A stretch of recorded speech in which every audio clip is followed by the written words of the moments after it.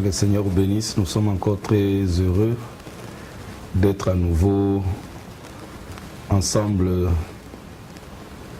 aujourd'hui pour partager notre sujet sur l'éveil de Jacob que nous avons commencé il y a quelques jours.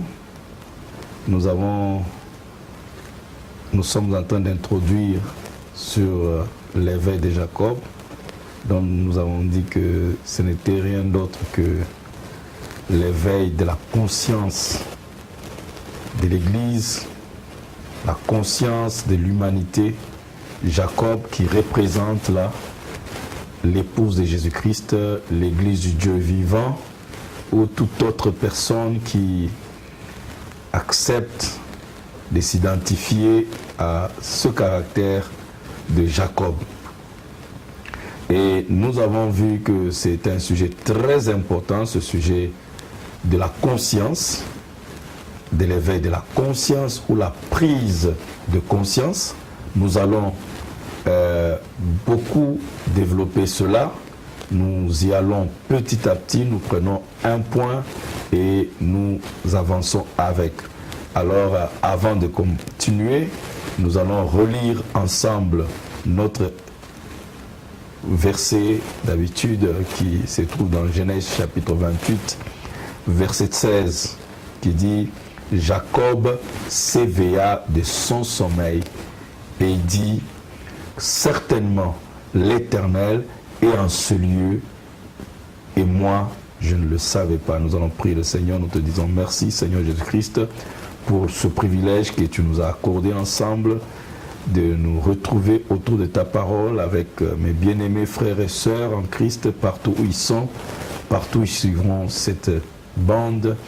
Seigneur Jésus-Christ, nous nous remettons entre tes mains, te demandant Seigneur de nous soutenir, de nous assister, de nous donner le contexte Seigneur du texte et de venir vivifier Seigneur cette parole, cette écriture à nos âmes, que cela devienne vie et que cela produise des fruits, Seigneur, dans tous tes enfants qui écouteront ceci, Père, alors que nous l'avons ainsi demandé dans le nom précieux, puissant de Jésus-Christ. Amen. Alors, mes bien-aimés frères, nous voulons continuer sur notre sujet, l'éveil de Jacob. Jacob était un béni de l'Éternel. Pour saisir un peu notre sujet sur l'éveil de Jacob, je vous inviterai de venir avec moi dans ce chapitre de Genèse pour vous comprendre ensemble cette histoire, comment c'est parti et comment Jacob est arrivé à cet éveil. Nous voyons que dans le chapitre précédent, le chapitre 27 de Genèse, la Bible dit Isaac devenait vieux et ses yeux s'étaient affaiblis au point qu'il ne voyait plus. Alors il appela Ésaü son fils aîné et lui dit « Mon fils ?» Et il lui répondit « Me voici. » Isaac dit « Voici donc, je suis vieux. Je ne connais pas le jour de ma mort. Maintenant donc, je te prie, prends tes armes, ton carquois et ton arc, va dans les champs et chasse-moi du gibier. Fais-moi un mets comme j'aime et apporte-le-moi à manger, afin que mon âme te bénisse avant que je meure. » Rebecca écouta ce qu'Isaac disait à Ésaü, son fils. Et Ésaü s'en alla dans les champs pour chasser du gibier et pour le rapporter. Puis Rebecca dit à Jacob, son fils, « Voici, j'ai entendu ton père qui parlait ainsi à Ésaü ton frère. Apporte-moi du gibier et fais-moi un mets que je mangerai, et je te bénirai devant l'Éternel avant ma mort. Maintenant, mon fils, écoute ma voix à l'égard de ce que je te commande. Va me prendre au troupeau de beaux chevreaux. J'en ferai pour ton père aimé comme il aime, et tu le porteras à manger à ton père, afin qu'il te bénisse avant sa mort. Jacob répondit à sa mère, voici Ésaü mon frère est velu, et je n'ai point de poil. Peut-être mon père me touchera-t-il, et je passerai à ses yeux pour un menteur, et je ferai venir sur moi la malédiction et non la bénédiction. Sa mère lui dit, que cette malédiction, mon fils, retombe sur moi. Écoute seulement ma voix et va me les prendre. Jacob alla les prendre et les apporta à sa mère et fit aimer comme son père aimait. Ensuite, Rebecca prit les vêtements d'Ésaü, son fils aîné, les plus beaux qui se trouvaient à la maison, et elle les fit mettre à Jacob, son fils cadet. Elle couvrit ses mains de la peau des chevreaux et son cou qui était sans poil. Elle plaça dans la main de Jacob, son fils, les mains et le pain qu'elle avait préparé. Il vint vers son père et dit, « Mon père !» Et Isaac dit, « Mais voici, qui es-tu, mon fils ?» Jacob répondit à son père, « Je suis Ésaü, ton fils aîné. J'ai fait ce que tu m'as dit. Lève-toi, je te prie, assis-toi et mange de mon gibier, afin que mon âme me bénisse. » Isaac dit à son fils, « Et quoi? Tu en as déjà trouvé, mon fils ?»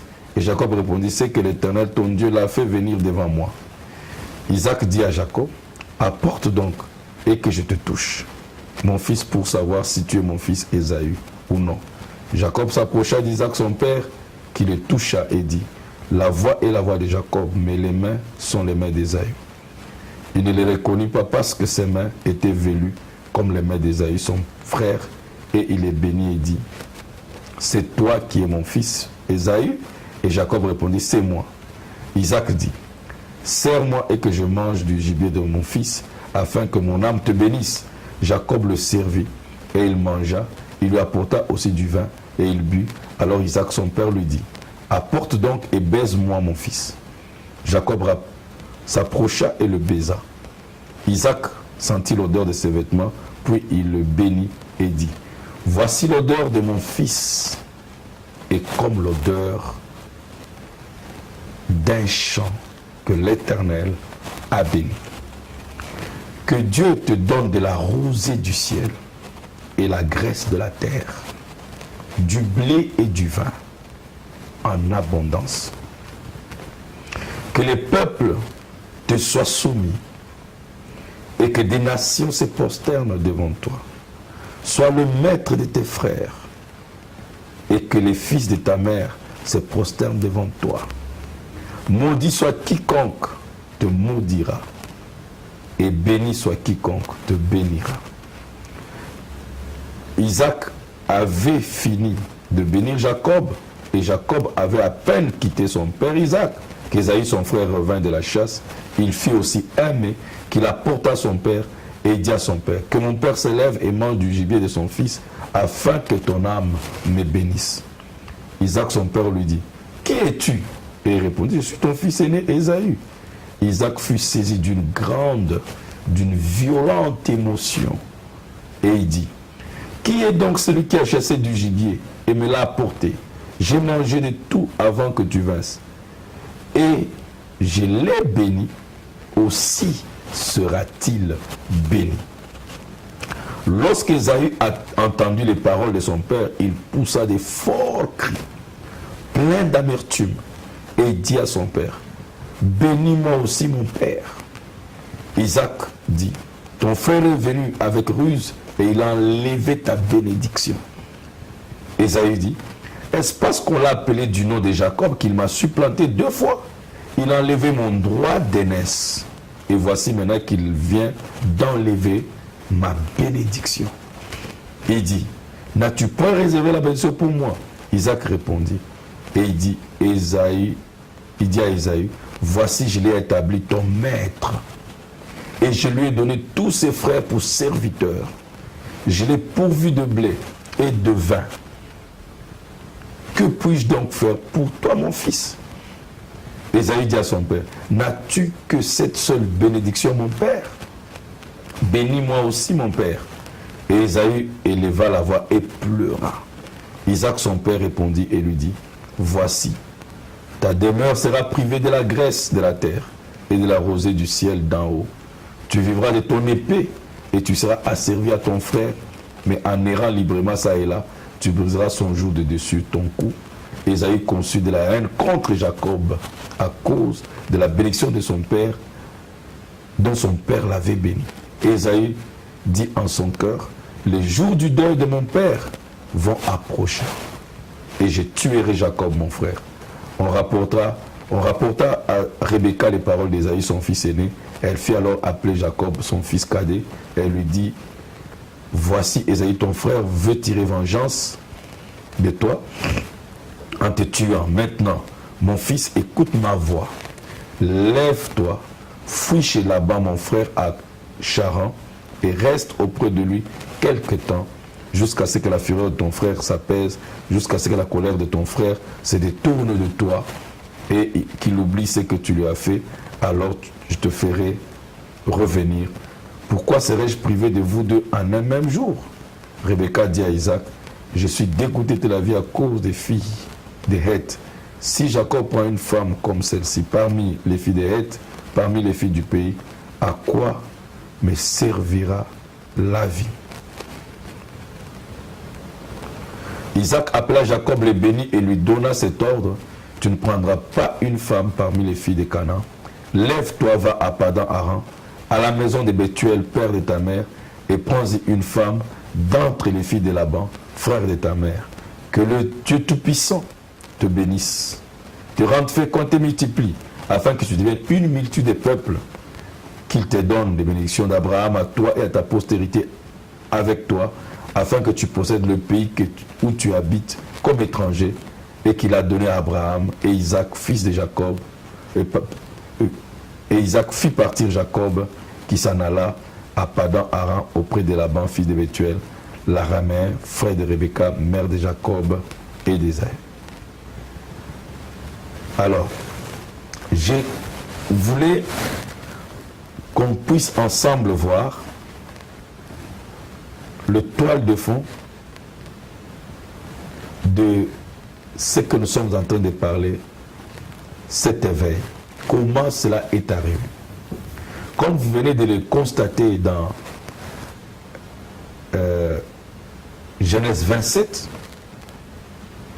c'est que tout est parti par un mensonge. Jacob s'est accaparé d'une bénédiction, de la bénédiction du droit d'aînesse, du premier-né. Isaac avait parlé à Ésaü, il voulait bénir Ésaü, parce que c'est Ésaü, selon la loi de Dieu, qui devait avoir le droit d'aînesse.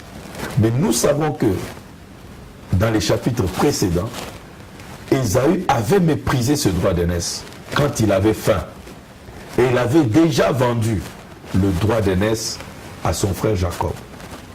Et voilà, quand le temps de la bénédiction arrive, il veut avoir la bénédiction, mais alors sans le droit d'aînesse.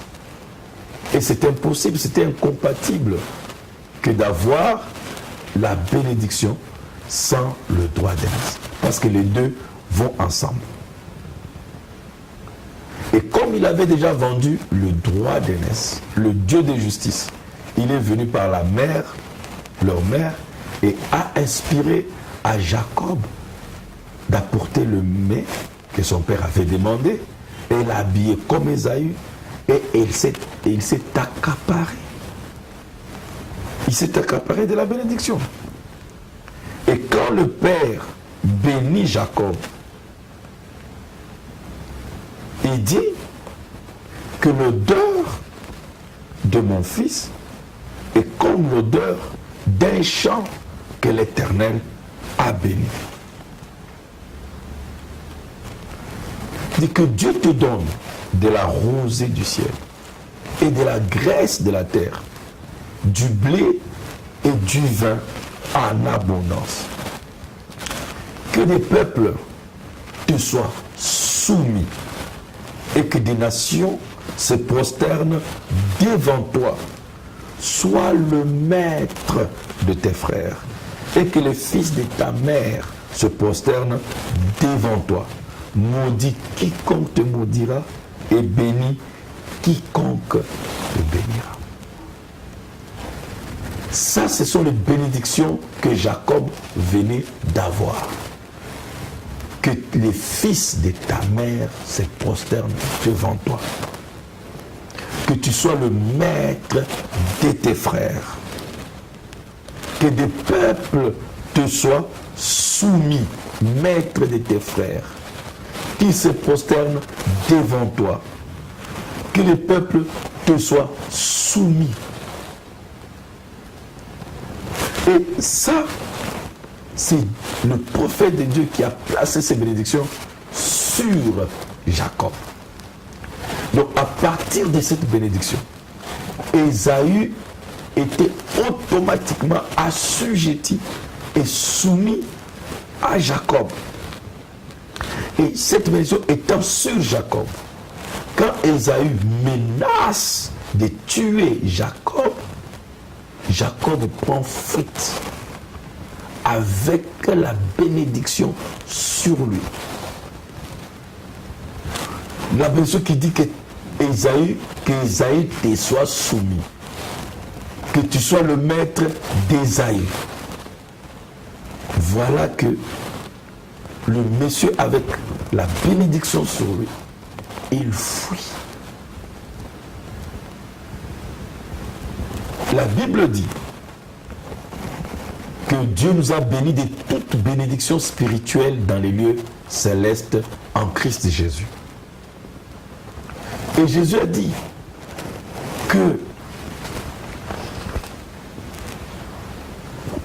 aucune porte de l'enfer ne prévaudra contre l'Église du Dieu vivant. Il a dit que nous tiendrons les serpents, nous marcherons sur les scorpions, on prendra des breuvages mortels. Rien ne nous arrivera. Avec toutes ces bénédictions sur l'Église, mais l'Église continue à vivre dans le même état que Jacob, avec la bénédiction sur lui, que ses frères doivent se soumettre à lui, il prend fuite. L'Église aussi, avec toutes les bénédictions sur lui, se permet quand même de fuir son frère. Alors je disais qu'avec cette bénédiction sur Jacob, Jacob fuit.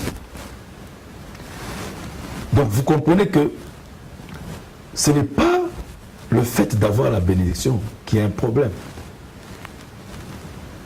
Parce que nous voyons Jacob avec cette bénédiction sur lui, qui dit qu'Ésaü lui est soumis, qu'Ésaü, il est le maître d'Ésaü, qu'Ésaü doit se prosterner devant lui, mais c'est lui, Jacob, qui fuit. Quelqu'un qui lui est soumis. C'est quoi? C'est ce que nous appelons être inconscient. Le manque de conscience. Jacob avait la bénédiction, mais il n'était pas conscient. C'est ce qui explique maintenant dans le chapitre 28. Quand Jacob se couche sur la pierre de révélation, Dieu est obligé, pour venir au secours de son incrédulité, faire descendre l'échelle dans cette vision. Comme nous l'avons vu dans les leçons précédentes, que cette échelle, c'était l'échelle de la conscience. C'était les différents niveaux de conscience qui amenaient l'homme de la conscience humaine, de la conscience d'un pécheur, à la conscience divine, où l'homme devient Dieu. Et Dieu a fait descendre cette échelle. Et c'est à partir de cette vision que la Bible dit Jacob s'éveilla de son sommeil. Donc l'épouse aussi a besoin de s'éveiller de son sommeil. Parce que comme Jacob, l'épouse aussi, l'Église a été bénie de toute bénédiction spirituelle dans les lieux célestes. Pas que nous serons bénis, pas que l'épouse sera bénie, non, elle est déjà bénie. Elle a toute bénédiction. Comme Jacob avait la bénédiction, que toute la rosée du ciel était sur lui. Toute la graisse de la terre était sur lui.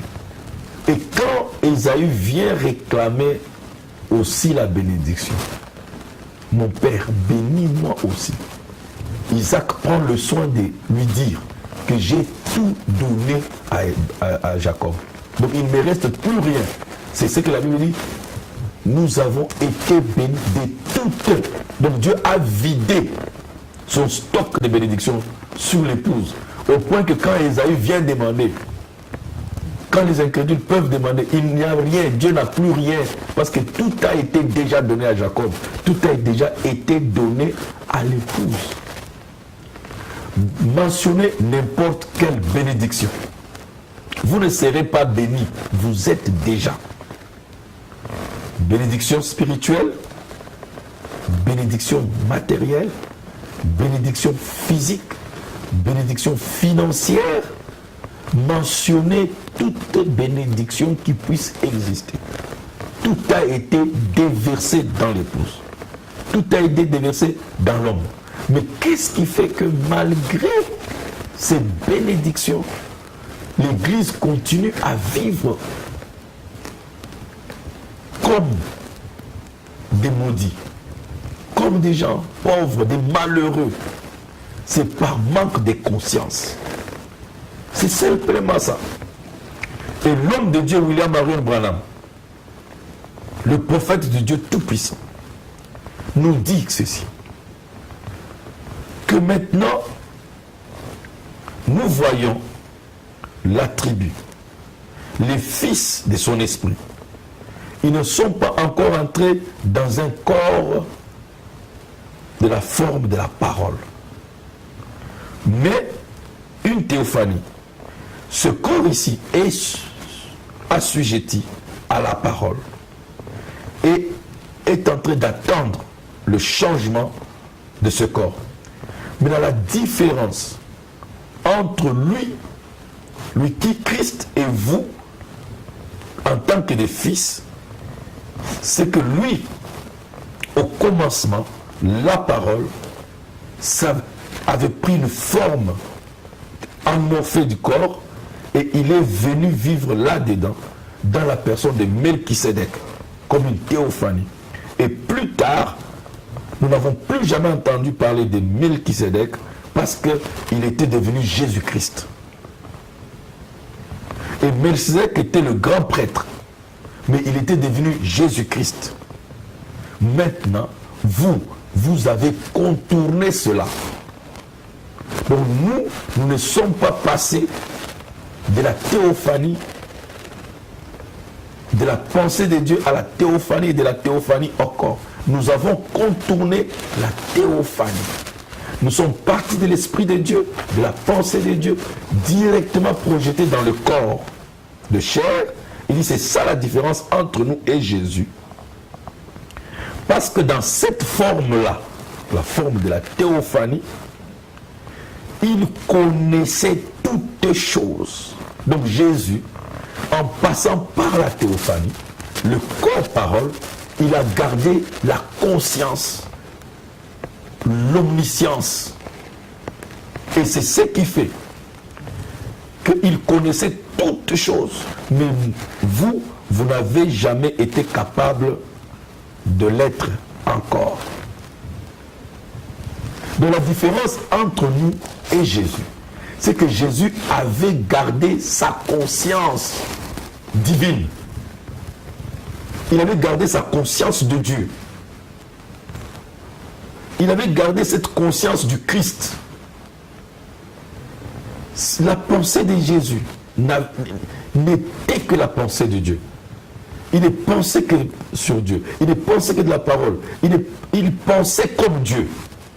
C'est ce qu'on appelle la conscience. Il se sentait comme Dieu. Il sentait l'émotion de Dieu. Il avait les sentiments divins. C'est pour ça que c'est que les sentiments qui étaient en Christ, la pensée qui est en Christ, c'est les sentiments qui étaient en Christ, puissent être en vous. Parce que c'est tout ça là qui constitue votre conscience.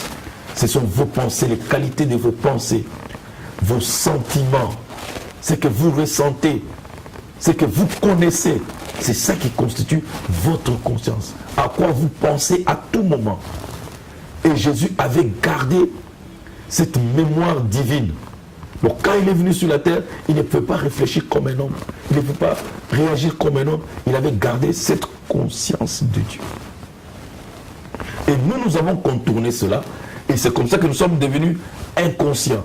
Et l'homme de Dieu encore, le prophète William Branham, dit ceci.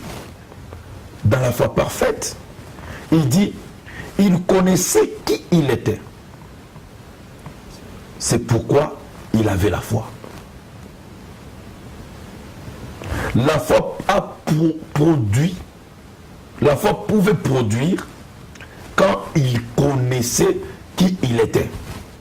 Donc le fait que Jésus connaissait qui il était, donc le fait que Jésus était conscient de sa nature, qu'il avait la nature divine, cette conscience-là, ce savoir-là, permis à la foi de Jésus de produire des choses conformément à l'état, à la qualité de sa conscience.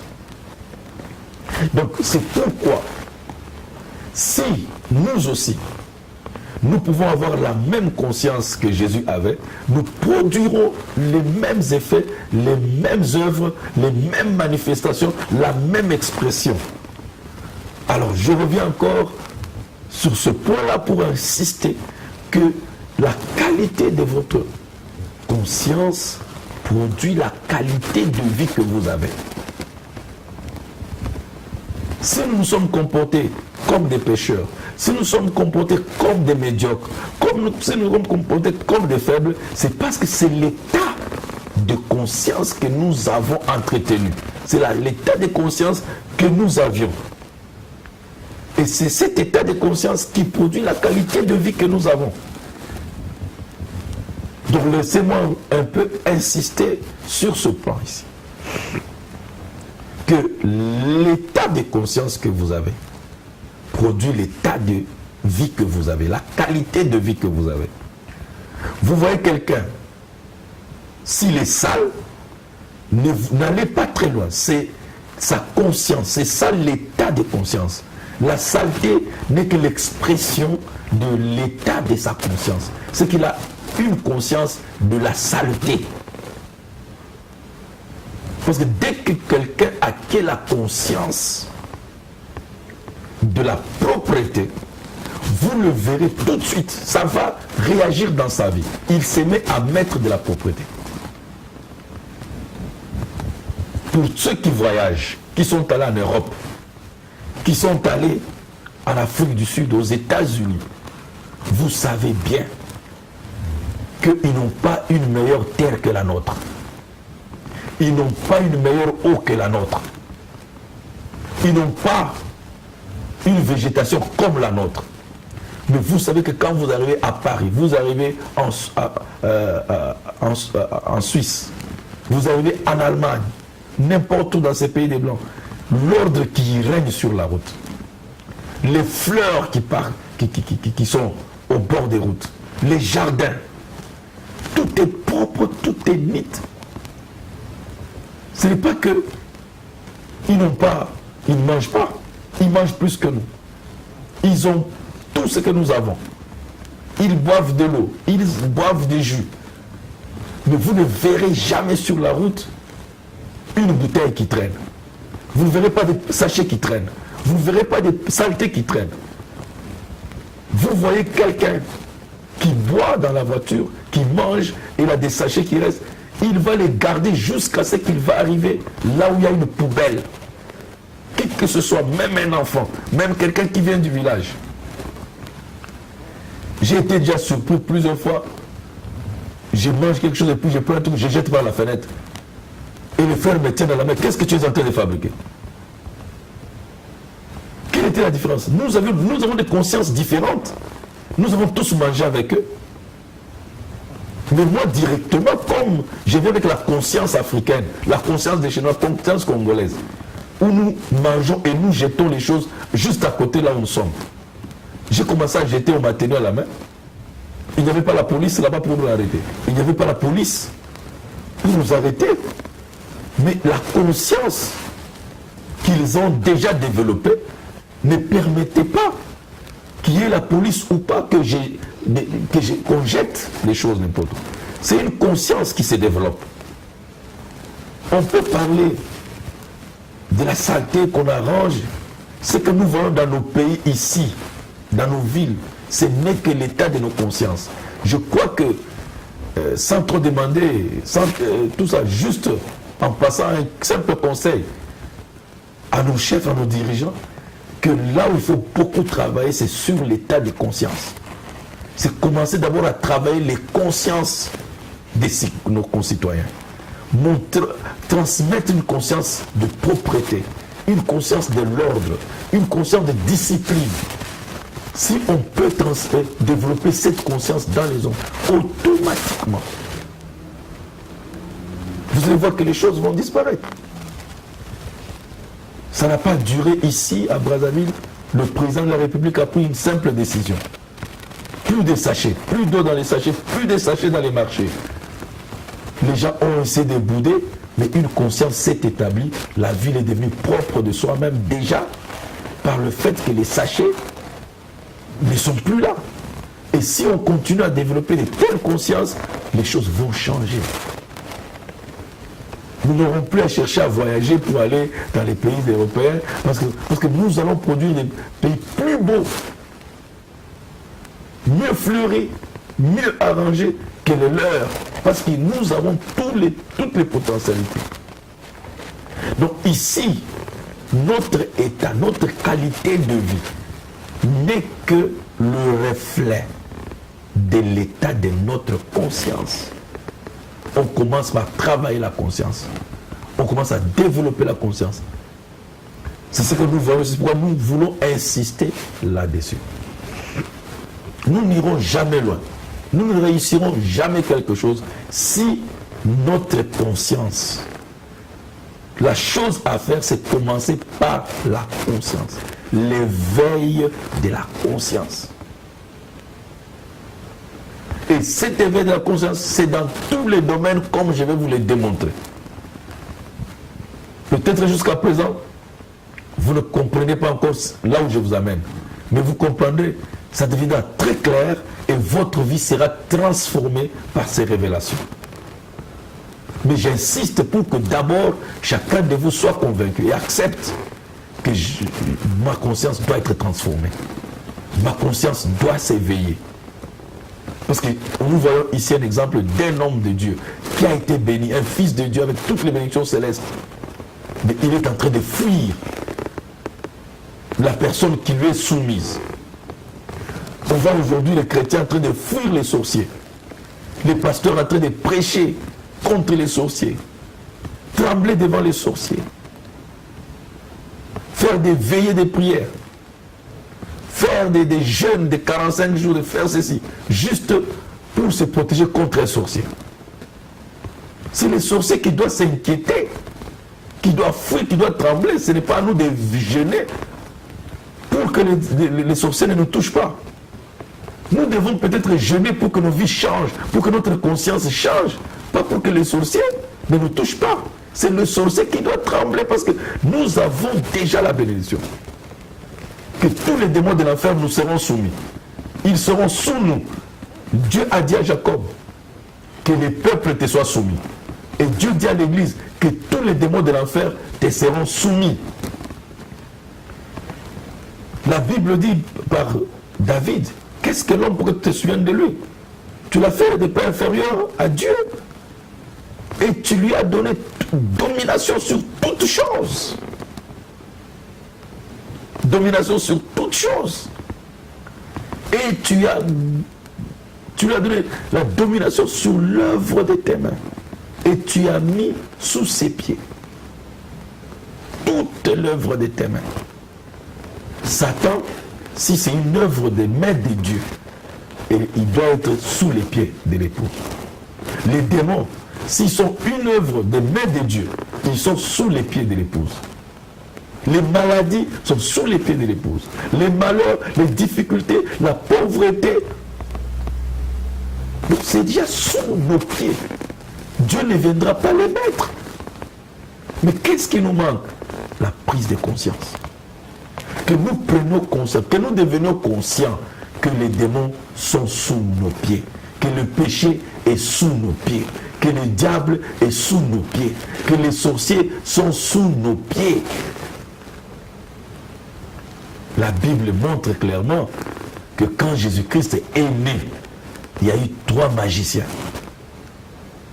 Mage veut dire magicien, qui sont venus de Babylone, là-bas, de loin. Ils sont venus se prosterner devant la plus haute magie de Dieu, devant la divinité suprême. Donc ça montre que tous les démons, toutes les magies du monde, parce que les 3 là représentaient les 3 races qui sont sur la terre aujourd'hui. Mais ils se sont prosternés et ont adoré la divinité suprême. Et cette même divinité suprême aujourd'hui est dans l'épouse. Il dit, voici, je suis avec vous et je serai même en vous jusqu'à la fin du monde. Donc le même pouvoir, la même puissance est dans l'épouse. Je veux dire en toi, mon frère qui me suit. Pas que ça viendra, c'est en toi. Et c'est que Dieu te demande que tu t'éveilles de ton sommeil. Comme Jacob s'est éveillé de son sommeil, que ta conscience s'éveille aujourd'hui. Que tu dises, alors je suis un fils de Dieu. La domination m'a été donnée. Ta création même commence comment? Comment Dieu énonce ta création? Comment Dieu énonce ta création? Il dit, faisons l'homme à notre image, selon notre ressemblance. Qu'il fasse quoi? Qu'il domine.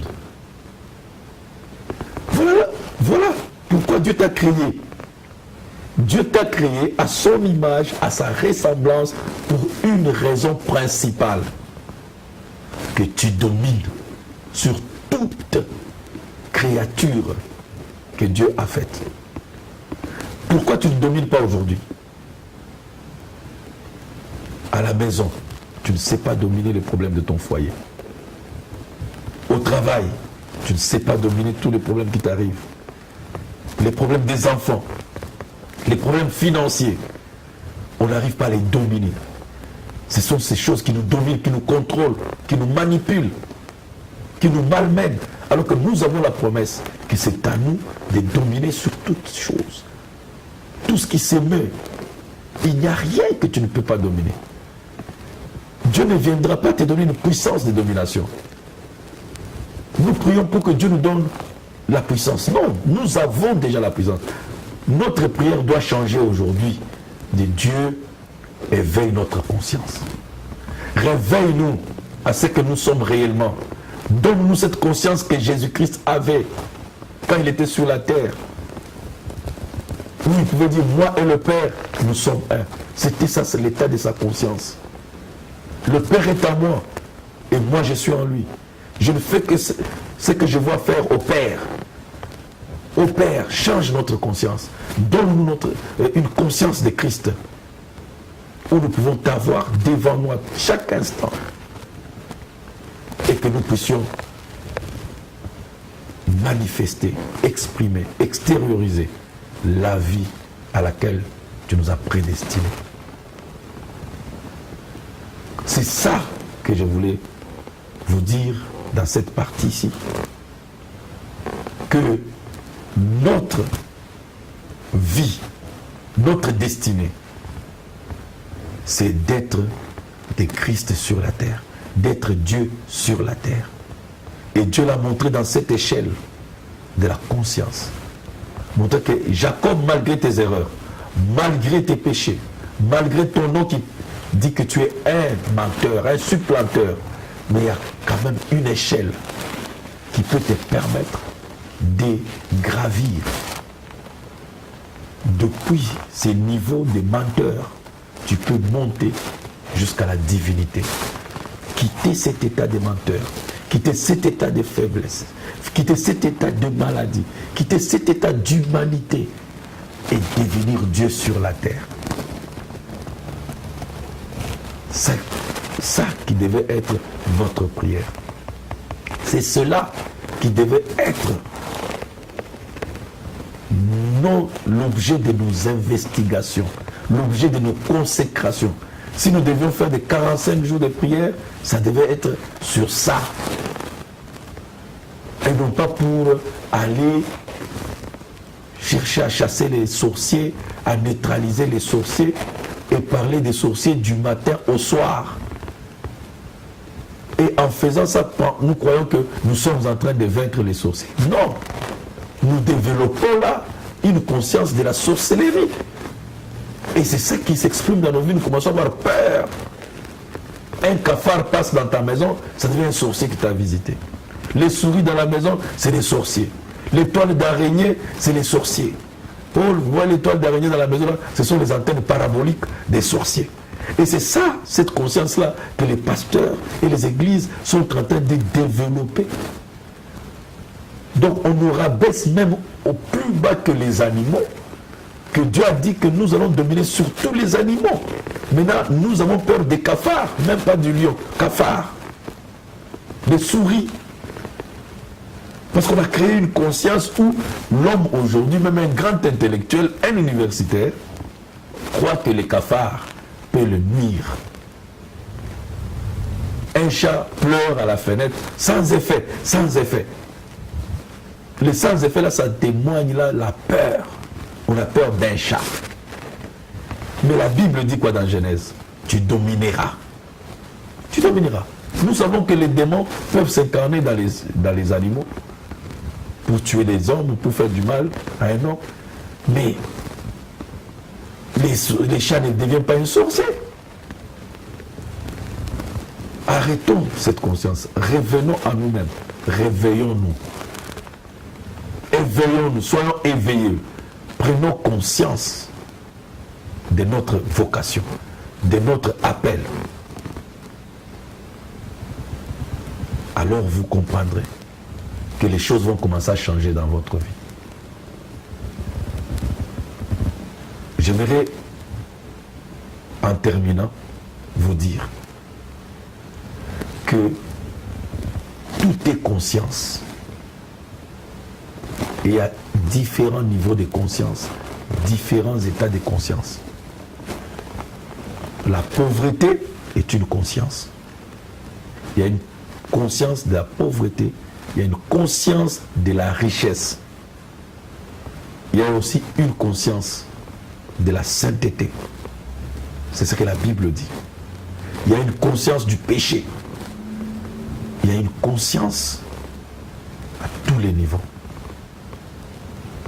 Alors si vous voulez, vous désirez voir votre vie changer, changez votre conscience. Je vous invite tous à ouvrir vos cœurs, élever vos cœurs à Dieu et dire comme Jacob,